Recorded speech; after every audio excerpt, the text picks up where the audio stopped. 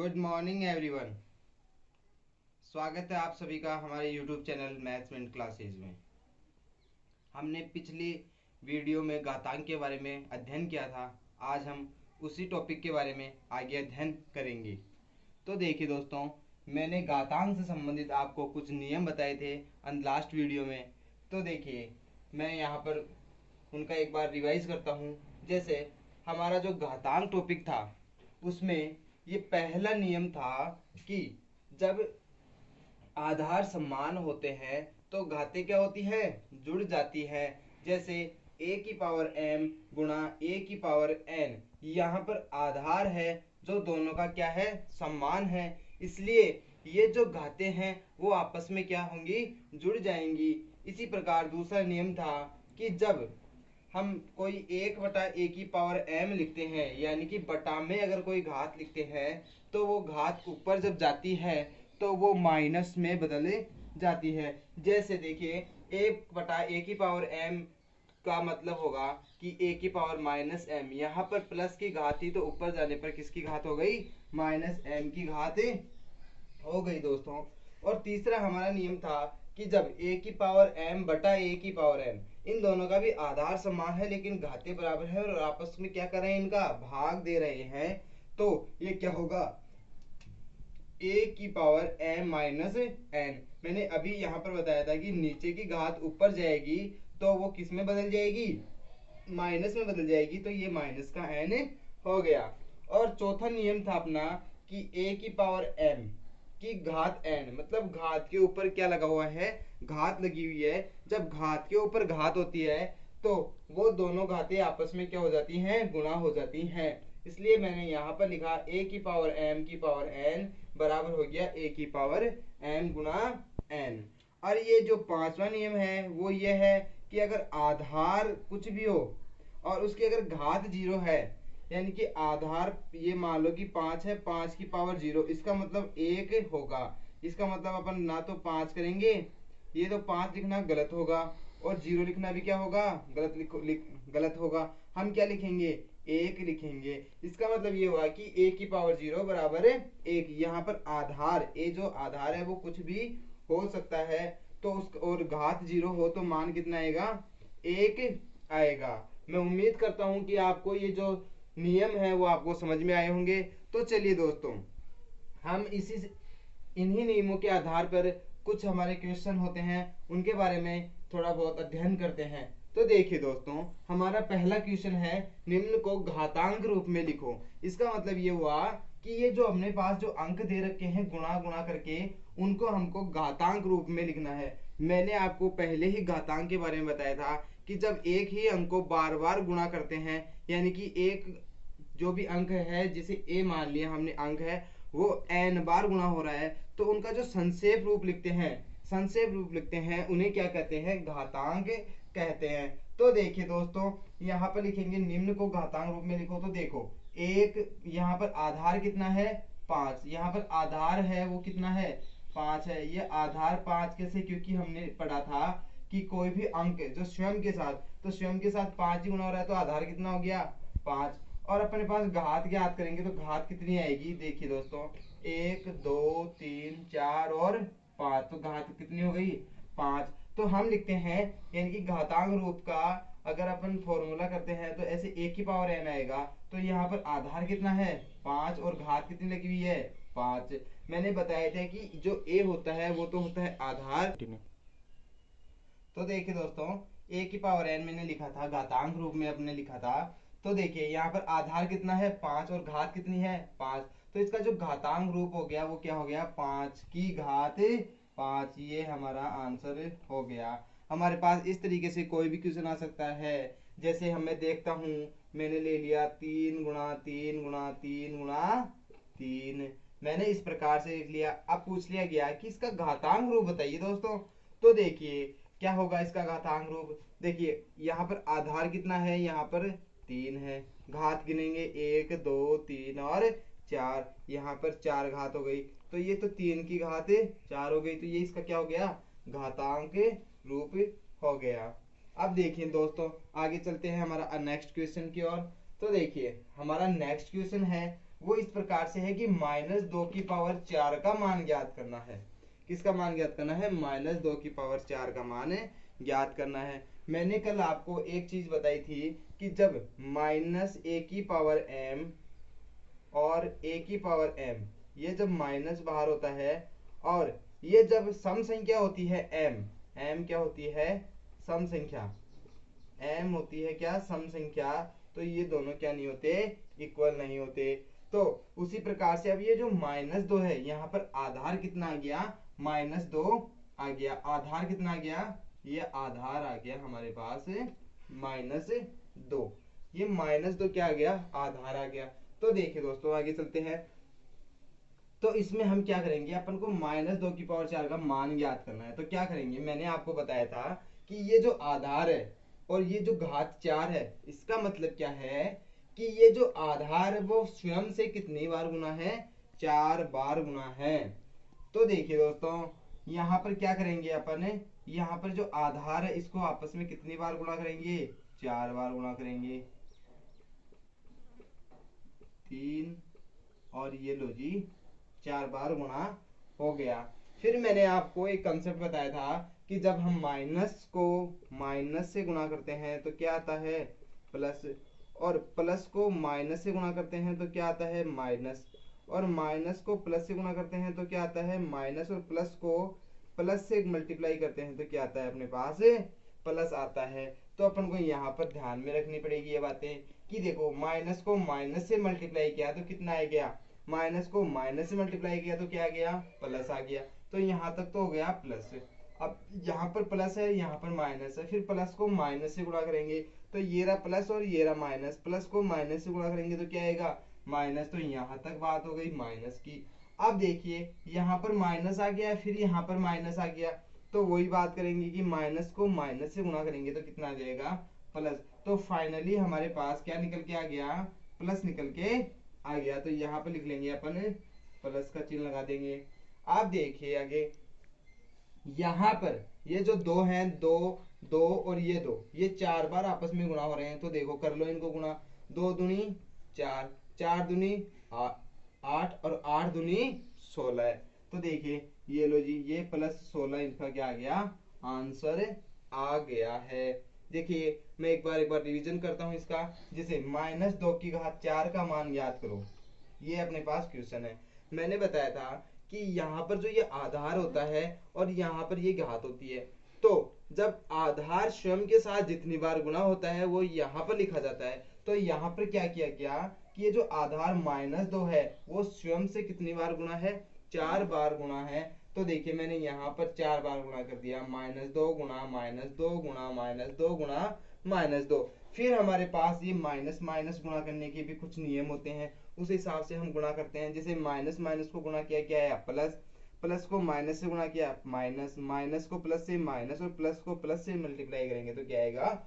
Plus आएगा। हम इस नियमों की सहायता से इसका यहाँ तक हल निकाल लिया। यहाँ पर प्लस का चिन्ह हमने प्राप्त कर लिया। अब देखिए दोस्तों, यहाँ पर है 2 दूनी 4 दूनी 8 दूनी 16। तो ये अपने पास क्या हो गया? आंसर हो गया। अब आगे चलते हैं। हमारा नेक्स्ट क्वेश्चन ये है। तो यहाँ पर भी मुझे कुछ दिखाई दे रहा है कि यहाँ, तो देखिए दोस्तों, हमने यहाँ तक पढ़ा था कि ये जो -2⁴ का मान ज्ञात कर लिया था। अब देखिए आगे चलते हैं। हमारा क्वेश्चन है 3⁻11 गुणा 3⁻2 है। तो देखिए, हमारा इस तरीका का क्वेश्चन दिखाई दे रहा है कि a⁻m गुणा a⁻n। यहाँ पर आधार दोनों का मुझे समान दिखाई दे रहा है। तो आधार समान है तो घातें क्या होंगी? जुड़ जाएंगी। तो मैं क्या करता हूँ कि यहाँ पर जो आधार है वो आधार ले लिया मैंने 3, और ये -11 और ये +2। देखिए दोस्तों, यहाँ पर दोनों का आधार समान है तो घातों को जोड़ दूंगा। तो यहाँ पर -11 है, फिर प्लस का चिन्ह, और यहाँ पर 2 है तो लिख दूंगा मैं 3 की घात। -11 में से 2 जोड़ेंगे, -11 में 2 जोड़ेंगे तो कितना आएगा? -9 आ जाएगा। अब देखिए, अब मैं यहाँ पर ये 3 की घात -9 है, मैं इसको 3 की घात -9 है, मैं इसको इसकी तरह लिख सकता हूँ 1/a⁴m। मतलब मैं इसको लिख सकता हूँ 1/3 की घात 9। मैं इस तरीके से भी इसको लिख सकता हूँ। तो हम इस तरीके से हल कर सकते हैं। नेक्स्ट चलते हैं। यहाँ पर है 5⁻⁻4 भाग 5⁻⁻3। तो देखिए दोस्तों, यहाँ पर मैं इसको इस तरीके से लिख सकता हूँ, 5⁻⁻4 बटे 5⁻⁻3, इस तरीके से लिख सकता हूँ मैं। देखो, ए की पावर m बटा ए की पावर n बराबर ए की पावर m माइनस n, इस तरीके से लिख दिया। अब क्या करूंगा मैं, 5 की घात, यहाँ पर दोनों का आधार समान है तो घातें क्या होंगी, आधार समान है, आधार तो दोनों का समान है और ये बटा में है, तो ये जो नीचे वाली है ये अगर प्लस में है तो माइनस में, और माइनस में है तो ऊपर जाके बदल जाएगी किसमें, प्लस में। तो यहाँ पर 5⁻⁻4 है ही, 5 की गुणा ये लगा दिया मैंने 3। क्यों, क्योंकि यहाँ पर ये जो घात है वो -3 है, ऊपर जाएगी तो किसमें बदल जाएगी, प्लस में बदल जाएगी। तो देखिए यहाँ से निकल सकता है 5⁻⁻4 प्लस 3। देखिए दोस्तों, यहाँ पर अब दोनों का क्या हो गया, आधार क्या हो गया, दोनों का समान हो गया, दोनों का आधार समान हो गया तो घातें जुड़ जाएंगी, तो जोड़ दिया मैंने घातों को। तो 5⁻⁻1, अब मैं इसको भी लिख सकता हूँ कि 1/5। क्यों लिख सकता हूँ कि ये 5⁻1 है, नीचे आएगी तो किस में आ जाएगी, प्लस में आ जाएगी। तो इस तरीके से हम इसका हल ज्ञात कर सकते हैं। अब देखिए दोस्तों, मैं इस क्वेश्चन को यहाँ पर सॉल्व करता हूँ। ये है 4⁻3 - 2 गुणा 2⁻3। यहाँ पर देखते हैं, तो देखिए दोस्तों, यहाँ पर अब ये 4⁻3 है और ऊपर घात के ऊपर घात है, और यहाँ पर 2⁻3 है, तो मुझे यहाँ पर जो आधार है वो समान नहीं दिखाई दे रहा है। तो मैं क्या कर सकता हूँ, ये जो 4 है, मैं ये 4 को लिख सकता हूँ ना 2 × 2। यहाँ पर अपन को ये जो आधार है वो समान दिखाई नहीं दे रहा, लेकिन हमने पढ़ा है कि जब आधार समान होता है तभी हम घातांक का ज्ञात कर सकते हैं, या फिर अगर वैसे करेंगे दूसरे तरीके से तो ये बहुत ही लेंथी हो जाएगा। तो अपन को क्या करना पड़ेगा, तो यहाँ पर जो आधार है वो समान करना पड़ेगा। तो हम क्या करेंगे, आधार समान करने के लिए जो 4 दिखाई दे रहा है मैं इसको 2 × 2 लिख सकता हूँ जी। अब देखिए ये 2 × 2, तो मैं 2 × 2 को ऐसे लिख सकता हूँ 2 की पावर 2, तो मैं 4 को लिख सकता हूँ 2 की पावर 2, लिख दिया सर। अब देखिए यहाँ पर 2 की पावर 2 किसका लिखा है मैंने, 4 को, और फिर इसके ऊपर भी कितनी घात है, 3, और फिर उसके ऊपर भी घात कितनी है, -2 गुणा 2⁻3। अब मैंने बताया था कि अगर घात के ऊपर घात है तो वो क्या होती है, a की पावर m गुणा n, तो a की पावर mn, मतलब कि जब घात के ऊपर घात होती है तो जो घातें हैं वो आपस में क्या हो जाती हैं, गुणा हो जाती हैं। तो देखिए करता हूं मैं यहाँ पर गुणा, 2 की घात, पहले इस अंदर वाले को करते हैं, 2 3 6, फिर कितनी घात हो गई, -2 गुणा 2⁻3। अब देखिए, अब फिर घात के ऊपर घात है तो इनको मल्टीप्लाई कर देंगे, 2⁻6 को 2 से मल्टीप्लाई किया तो 12, यहाँ पर प्लस की घात है, यहाँ पर माइनस, प्लस माइनस गुणा होंगे तो माइनस गुणा 2⁻3। अब देखिए दोस्तों, यहाँ पर वही आ गया अपने पास कि आधार दोनों का समान है तो घातें क्या होंगी, जुड़ जाएंगी। तो देखिए 2⁻12 प्लस -3, तो वही 2⁻12 और 3 कितना हो जाएगी, 2⁻15। तो इसका आंसर कितना आ गया, 2⁻15। तो हम इस तरीके से इसको सॉल्व कर सकते हैं। यहाँ तक आपको समझ में आ गया होगा। तो देखिए दोस्तों, अब नेक्स्ट क्वेश्चन है जो यहाँ करते हैं ऊपर।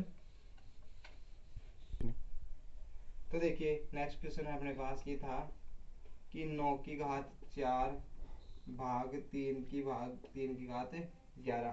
अब वही काम करना है अपन को। क्या काम करना है कि अपन को आधार है वो देखना है कि समान है या नहीं है। तो देखिए दोस्तों, तो देखिए आधार समान नहीं है यहाँ पर भी, तो क्या करेंगे अपन, आधार को समान करना पड़ेगा। तो देखिए दोस्तों, 9⁻4, तो मैं 9 को लिख सकता हूँ 3 × 3, और मैं इस 3 × 3 को भी लिख सकता हूँ 3⁻2 लिख सकता हूँ। तो देखिए यहाँ पर ये 9 है तो मैंने इसको क्या लिख दिया, 3⁻2, और ऊपर घात लगी हुई है तो मैं ऊपर घात लगा देता हूँ। ये भाग का चिन्ह है और ये 3⁻11 है। 3 की घात कितनी है, 11 है। आप देखिए दोस्तों, यहाँ पर आपको समझ में आया होगा कि यहाँ पर मैंने ये क्यों किया, ये इसलिए किया क्योंकि यहाँ पर जो आधार है वो मुझे समान नहीं दिखाई दे रहा, तो मुझे आधार समान करना है। तो मैं इस 9 को लिखता हूँ 3⁻2, मतलब 3 × 9। और जो घात के ऊपर घात होती है तो मैंने उसको कोष्टक में लिख दिया। अब घात के ऊपर घात आ गई तो मैंने बताया था कि जब घात के ऊपर घात होती है तो वो आपस में क्या होती है, गुणा हो जाती है। तो मैंने लिख दिया ये 3 की घात कितनी हुई, 11। अब देखिए 3 की घात यहाँ पर कितनी आ गई, 2 चौके 8 भाग 3 की घात 11। अब मैंने बताया था कि देखिए दोस्तों यहाँ पर a की पावर m बटा a की पावर n, हम इसको ऐसे भी लिख सकते हैं कि a की पावर m भाग a की पावर n, तब क्या आएगा a की पावर m माइनस n, हम इस तरीके से भी लिख सकते हैं। तो यहाँ पर वही चीज दिखाई दे रही है कि a की पावर m और भाग है a की पावर n, तो क्या आएगा a की पावर m माइनस 1। तो a कितना है यहाँ पर, आधार 3 है, और m कितना है 8 है, और n कितना है 11 है, तो मैंने लिख दिया। तो देखिए दोस्तों आगे चलते हैं, 8 में से 11 जाएंगे तो कितने बचेंगे, माइनस के 3 बचेंगे। आप देखिए यहाँ पर वही बात आ गई। देखिए यहाँ पर मैंने बताया था कि a की पावर माइनस m है, हम उसको क्या लिख सकते हैं, 1 बटा a की पावर m। तो मैं इसको इस तरीके से भी लिख सकता हूँ कि 1 बटा 3 की घात 3। इसका मतलब ये हुआ कि जो यहाँ पर माइनस की घात थी वो नीचे आई तो किसकी हो गई, प्लस की घात हो गई। अपने पास अगर ये आंसर दिया होता है तो ये भी सही है, और अगर ये आंसर अपने को दे रखा है तो ये आंसर भी सही है। तो दोस्तों इस तरीके से हम हल कर सकते हैं, एक भी कोई भी क्वेश्चन आपको नहीं छोड़ा जाएगा। सारे क्वेश्चन जिस घातांक से रिलेटेड जो भी क्वेश्चन बनते हैं वो आप सबको सारे क्वेश्चन करवाए जाएंगे और आप आसानी से घातांक के टॉपिक को सीख सकेंगे।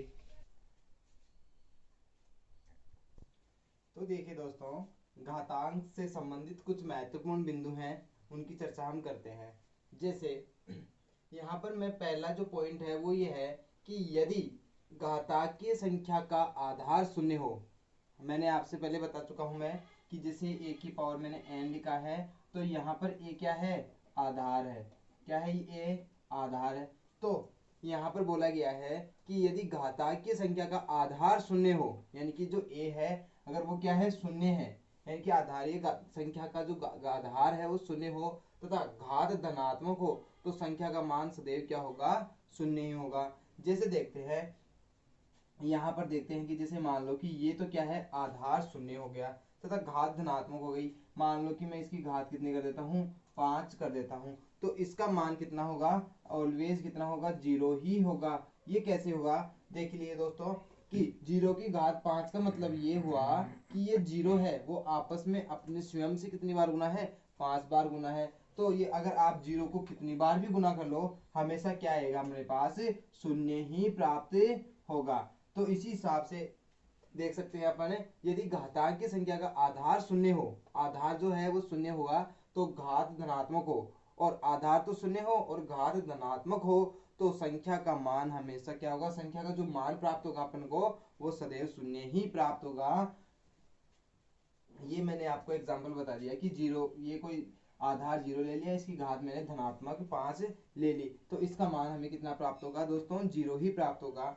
अब आगे चलते हैं दूसरे नियम की ओर। ये जो महत्वपूर्ण बिंदु हैं इनको आपको हमेशा ध्यान में रखना है, क्योंकि कई बार अपन इन बिंदुओं की सहायता से ही क्वेश्चन को जल्दी से जल्दी सोल्व कर सकते हैं। अब देखिए आगे दोस्तों, यदि घातांकीय संख्या का आधार 1 हो, यानी कि अब आधार पहले क्या था, 0, अब क्या होगा, आधार 1 होगा, तो संख्या का मान सदैव 1 होगा, चाहे घात धनात्मक हो या ऋणात्मक हो। तो देखिए दोस्तों, देखते हैं अपन, यदि घातांक की संख्या का आधार, आधार का मतलब है 1, ये मैंने आधार ले लिया, आधार 1 ले लिया, तो संख्या का मान सदैव कितना प्राप्त होगा, 1 ही प्राप्त होगा, चाहे घात हो, ये धनात्मक भी हो सकती है या ऋणात्मक भी हो सकती है। जैसे मैं 1 की घात 5 लूंगा तो कितना आएगा, मेरे पास 1 प्राप्त होगा। अगर मैं 1 की घात -4 लेता हूं तो मेरे पास कितना प्राप्त होगा, 1 ही प्राप्त होगा।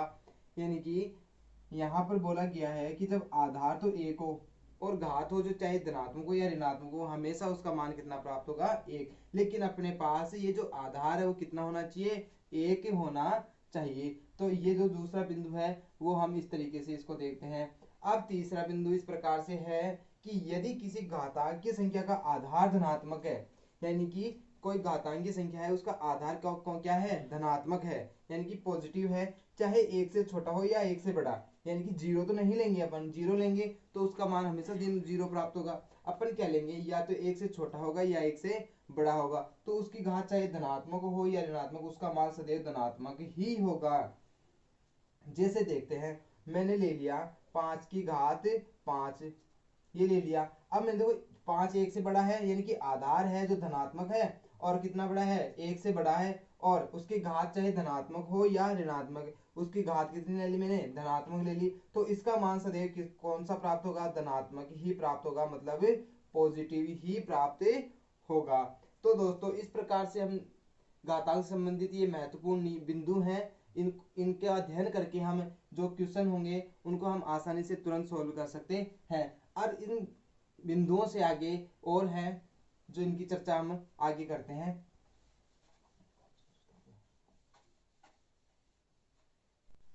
तो देखिए दोस्तों, हमने 3 नियम पढ़ लिए थे। अब चौथा बिंदु ये है, महत्वपूर्ण बिंदु है ये, कि यदि घातांकीय संख्या का आधार -1 हो, यानी कि जो घातांकीय संख्या का आधार अपन को कितना लेना है, -1 लेना है, तथा घात सम संख्या हो, चाहे धनात्मक हो या ऋणात्मक। तो देखिए यहाँ पर करते हैं अपन, मैंने ले लिया इसका आधार -1 ले लिया, और तथा सम संख्या हो, यानी कि जो घात है वो क्या हो, सम संख्या हो, जैसे मैंने ले लिया 4 ले लिया, चाहे वो धनात्मक हो सकती है चाहे ऋणात्मक हो सकती है, तो उसका मान सदैव कितना होगा, 1 ही आएगा। आप इसको सोल्व कर सकते हैं। इसका मतलब ये हुआ कि ये -1 है जो स्वयं से कितनी बार गुणा है, 4 बार गुणा है।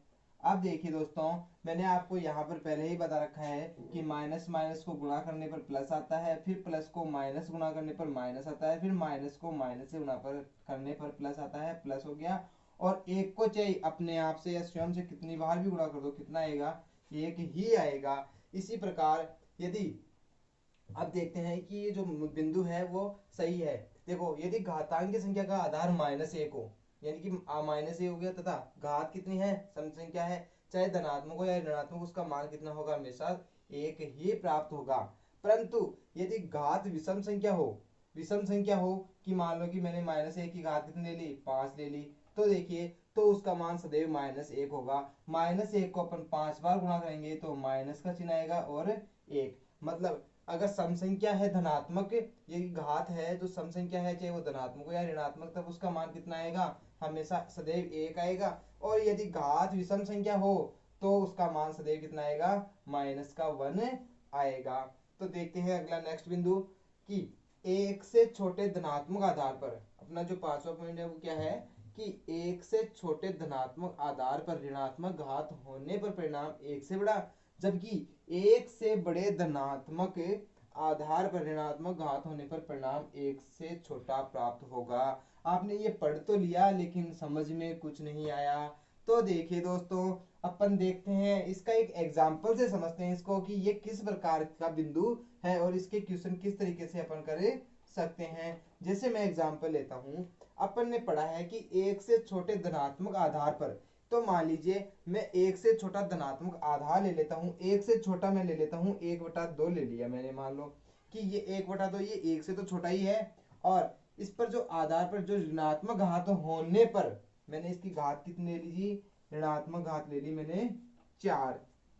देखिए एक से छोटा आधार हो गया और जो घात है वो ऋणात्मक हो गई, तो परिणाम होगा वो 1 से बड़ा ही आएगा। जैसे अब ये 1/2 की घात -4 है, तो मैं इसको जब सोल्व करूंगा तो ये जो घात -4 है ये नीचे आएगी, तो किस में बदल जाएगी, प्लस में बदल जाएगी। और ये जो 1/2 है वो किसे हो जाएगा, इससे विपरीत हो जाएगा, और यहाँ पर घात कितनी बन जाएगी, 2 की घात 4 बन जाएगी। आप इसको इस तरीके से भी कर सकते हो, जैसे इसका मतलब ये हुआ कि 1 की घात -4, 1 की घात -4 और 2 की घात -4, ऐसे अपन इसको कर सकते हैं। अपन ने अभी पढ़ा है कि अगर घात 1 हो, पढ़ा था कि घात 1 हो और ये ऋणात्मक हो तो ये क्या कैसे आएगा, पॉजिटिव ही आता है। और ये 2 की घात -4 है, हमने पढ़ा था कि जब 1/1 की घात -m होता है तो ये ऊपर जाके कितने किसमें पॉजिटिव हो जाता है, यानी कि 1 की घात m में बदल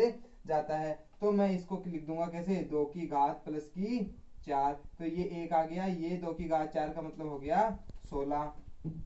तो इसका आंसर कितना आ जाएगा, 16। तो देखिए कि एक से छोटे धनात्मक आधार पर एक, ये जो आधार है वो एक से छोटा है और घात कैसी है उसकी, ऋणात्मक घात है, तो इसका परिणाम कौन सा आया अपने पास, ये एक से बड़ा आया। अब देखिए दोस्तों, जबकि एक से बड़े धनात्मक आधार पर, जैसे एक से बड़ा मान लिया मैंने दो ले लिया, दो ले लिया, क्या आधा ले लिया, और इसका जो घात है वो ऋणात्मक घात ले लिया मैंने, कितने ले ली, -4 ले ली। एक से बड़े धनात्मक आधार, एक से बड़ा धनात्मक आधार गया पर ऋणात्मक घात होने पर परिणाम एक से छोटा ही प्राप्त होगा। तो देखिए दोस्तों, अपन देखते हैं आगे, ये 2 की घात कितनी है, -4। अब ये नीचे जाएगी तो किस में बदल जाएगी, 2 की घात +4 में बदल जाएगी। 2 की घात 4 +4 में बदल गई। अब एक और नीचे कितना आ गया, 16 आ गया। 2 की घात 4 को अपन ने सोल्व करना बहुत आसानी से सीख चुके हैं, तो हम यहाँ से कर सकते हैं कि 1/16। तो अगर 16 का भाग 1 में देंगे तो हमें 0 पॉइंट समथिंग समथिंग प्राप्त होगा, मतलब 1 से हमेशा कितना प्राप्त होगा, हमें छोटा ही प्राप्त होगा। तो देखिए यहाँ से एग्जाम्पल से आपको समझ में आएगा कि एक से छोटे धनात्मक आधार पर ऋणात्मक घात होने पर परिणाम एक से बड़ा, ये देखो एक से छोटा है और इसकी घात ऋणात्मक है, तो मान कितना आया, एक से बड़ा। और जब धनात्मक आधार पर घात कौन सी है, ऋणात्मक है, तो इसका जो मान है वो एक से छोटा प्राप्त हुआ है। तो दोस्तों इस प्रकार से ये जो घातांक से संबंधित कुछ महत्वपूर्ण बिंदु थे जो आपको समझ में आए होंगे। तो चलिए दोस्तों, मिलते हैं अपने नेक्स्ट वीडियो में। अभी तक हमारे चैनल को आपने सब्सक्राइब नहीं किया है तो हमारे चैनल को सब्सक्राइब करें और ज़्यादा से ज़्यादा शेयर करें, जिससे आपसे नए नए वीडियो आपको प्राप्त हों। धन्यवाद।